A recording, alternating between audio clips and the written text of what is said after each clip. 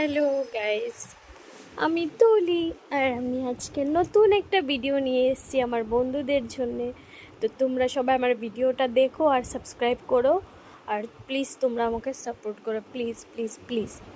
আজকে আমি আমার হাজব্যান্ডের সাথে ঘুরতে যাচ্ছি। আমি পার্লারে ছিলাম, পার্লার থেকে আসার পর আমার হাজব্যান্ড বলছে চলো আমরা ঘুরতে যাব। তো ঘুরতে যাচ্ছিলাম, তখন আমাদের বাড়ি থেকে ফোন আসলো যে আমরা আজকে শর্মা খাবো।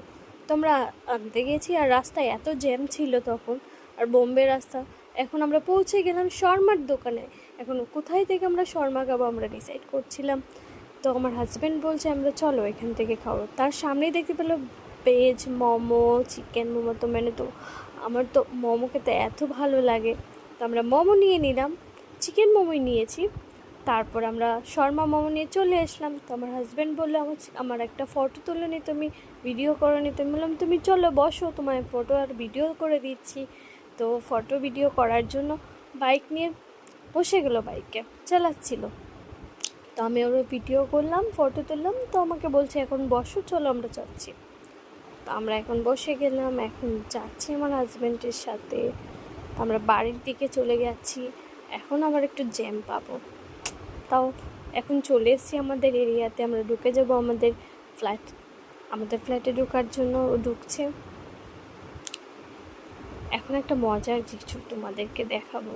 সবাই অনেক কিছু ভালোবাসে, কিন্তু আমার হাজব্যান্ড একজনকে এত ভালোবাসে যে আমি তোমাদেরকে বলে বোঝাতে পারবো না গাইস। খুব ভালোবাসে, মানে আমাকে ছাড়ো, আমাকে তো এত ভালোবাসে না, কিন্তু এত ভালোবাসে। তাও আমি রাগ করি না, কি করব, ছাড়ো। হাজব্যান্ড ভালোবাসে তো আমাকেও ভালোবাসতে হয়।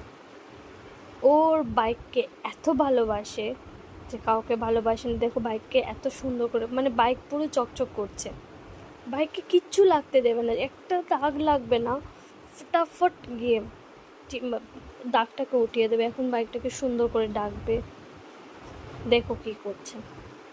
বাইক হেলমেট মানে সব থেকে বেশি ভালোবাসে, সব কিছু ছেড়ে দিয়ে ও বাইক হেলমেটে পরে থাকবে। বাইক হেলমেট ঘড়ি সব সুন্দর করে ডেকে দিল, এটা মেয়েরাও ভালো করে পারবে না। এখন আমরা চলে যাচ্ছি আমাদের ঘরে ঢুকে যাব। আমরা ভট্টাচার্য ফ্যামিলি, দেখে যাও। এখন মাম দরজা খুলে দিল আমাদেরকে বলছে এত লেট করে এসছিস। তো সিম্বা দাঁড়িয়েছিল আমাদের জন্য। আজকে আমাদের খাবার তো তোমরা দেখে নিয়েছো।